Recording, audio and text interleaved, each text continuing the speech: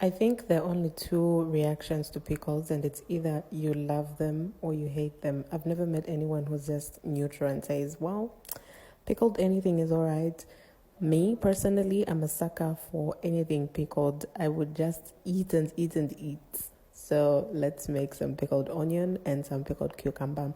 In a pot, I added 2 cups of water and 1 cup of vinegar. You can have this recipe if you're making something like a smaller quantity. I added 2 tablespoons of coarse sea salt and I added 1 tablespoon of sugar. Then I put that on the stove to boil. I've had this onion for quite a while now and I haven't made any pickled onions prior to this. So I thought it would be a good idea to just pickle it before it gets wilted or rotten. I added that into a small mason jar and then I proceeded to adding some spices. So I added black peppercorns and this other spice, I always forget the name of this spice. It was a gift, so I don't know. If you know it, then good for you, I guess. So after I had added half of the onions, I added half of the spice, then I added more of the spices afterwards.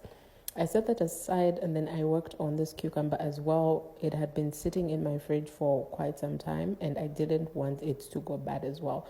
I have realized that I get creative when my stuff is about to go to waste. So I added that to a small mason jar as well. I repeated the process where I added half of the cucumber, then I added half of the spices, then the rest of the cucumber and the rest of the spices.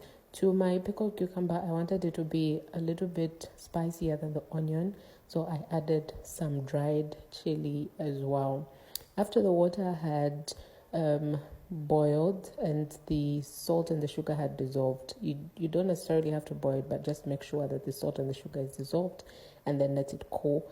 I proceeded to add the water into the jars and then I set that aside. This was after a couple of hours. As you can see, the onion had become pickled and it was nice. I had to taste it. And of course, if you have a pickle, you need to make a burger. So I made a burger. I have made a beef burger before here, so you can just scroll through my videos and you'll find a burger recipe.